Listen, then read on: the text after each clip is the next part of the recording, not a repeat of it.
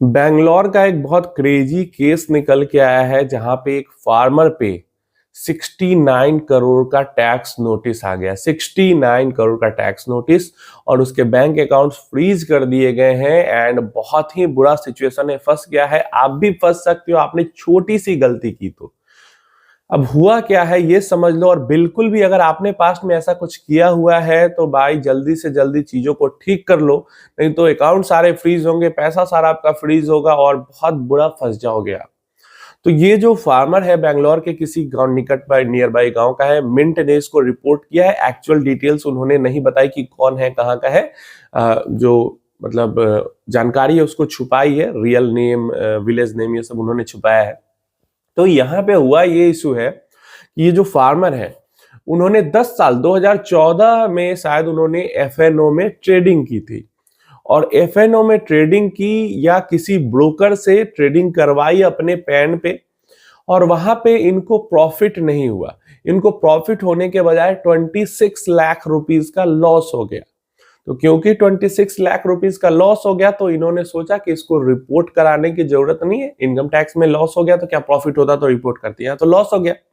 तो इन्होंने जो रिटर्न भरा अपना, उसमें इन्होंने लॉस को रिपोर्ट नहीं किया। अब लॉस को रिपोर्ट नहीं किया तो पिछले इतने सालों से कोई दिक्कत नहीं आ रहा था, लेकिन 2021 में अब किस रीजन से किया पता नहीं मुझे, आईटी डिपार्टमेंट ने इनके केस को रीओपन किया 2021 के अंदर, और रीओपन किया, और इनका जो बाइंग एंड सेलिंग का वैल्यू था वो अराउंड 68-69 करोड़ का था। बाइंग एंड सेलिंग दोनों का वैल्यू इतने करोड़ का था। तो ये दोनों को जो इनकम टैक्स डिपार्टमेंट है उसको पता नहीं क्यों उन्होंने इनको इनकम में ऐड कर दिया। बाइंग एंड सेलिंग दोनों को, एफएनओ के अंदर जो बाइंग सेलिंग ट्रांजेक्शन हुआ उसको इनकम में ऐड करके टोटल 68-69 करोड़ का इनकम शो कर दिया। इनकम की तरह उनको ट्रीट कर लिया इनकम टैक्स डिपार्टमेंट ने। एंड उसके बाद इनको मेल्स पे कई सारे नोटिसेस भेजे गए, लेकिन इन्होंने मेल चेक नहीं किया या जो भी रीजन हो, इन्होंने मेल नहीं देखा। देन उसके बाद इनको प्रॉपर ऑर्डर इनके लिए पास कर दिया गया कि जो 69 करोड़ का टैक्स अमाउंट है टोटल इनकम पे, उसको जमा करना है। पहला बार ऑर्डर पास हुआ, दूसरा बार ऑर्डर पास हुआ, तीसरा बार ऑर्डर पास हुआ, तब जाके इनको जानकारी मिली है। और जानकारी वैसे भी नहीं मिली, जब इनके बैंक अकाउंट को फ्रीज कर दिया गया है तब इनको जानकारी मिली है कि हाँ, टैक्स को लेकर इनके बैंक अकाउंट को फ्रीज किया गया है। इनकम टैक्स डिपार्टमेंट की तरफ से जो नोटिसेज आ रहे थे वो तो इनको दिखा भी नहीं अभी तक।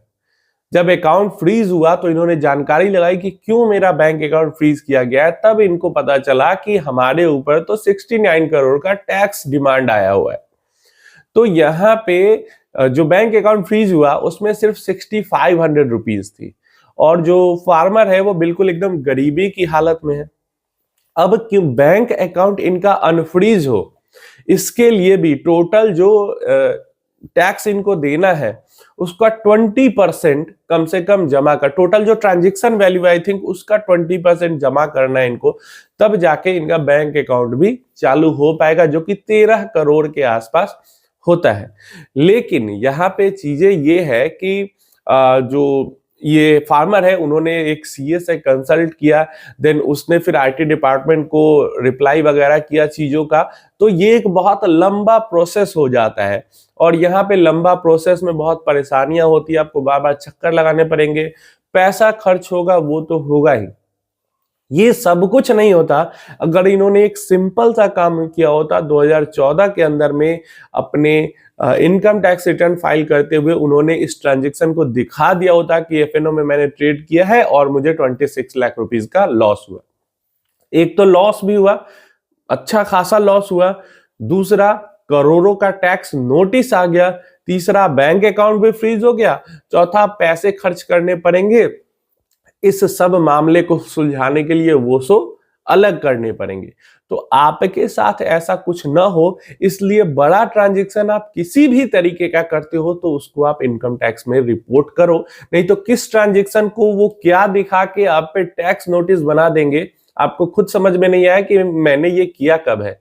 तो अगर बड़ा ट्रांजेक्शन कुछ हो रहा है, देखो कुछ हजार में कुछ लाख में ट्रांजेक्शन होता है तो उस पर ध्यान नहीं देते वो लोग, लेकिन करोड़ से ऊपर आपका ट्रांजेक्शन जाने लगेगा तब तो दिक्कत होगी ही होगी। और अगर आप कोई आप काम कर रहे हो, बिजनेस कर रहे हो, आपके पर्सनल अकाउंट में 40 लाख रुपए से ज्यादा आ जाते हैं, तब तो आपको भाई जीएसटी वगैरह का भी नोटिस आ जाएगा। जैसे पानीपुरी वाले को जीएसटी का नोटिस आया, भाई सोचो एक साल में उसने फोन पे से 40 लाख रुपए रिसीव किए हैं, तो उसने कैश में कितना धंधा किया होगा, पानीपुरी वाला एक जो ठेला लगाता है। तो ये चीजें हैं आपकी, अगर हाई ट्रांजेक्शन्स गई हैं किसी भी ईयर में, अगर अभी भी आपने पीछे मतलब 2013, 12, 15, 20, 19 में कोई हाई ट्रांजेक्शन का कुछ किया है, तो अभी भी आप क्लियर करवा लो उसको रिपोर्ट करके कि ये हुआ था, नहीं तो आगे चल के हो सकता है आपको दिक्कत हो जाए। उम्मीद है इन्फॉर्मेशन हेल्पफुल होगी। कोई क्वेश्चन क्वेरी है तो नीचे कमेंट बॉक्स में पूछ लेना।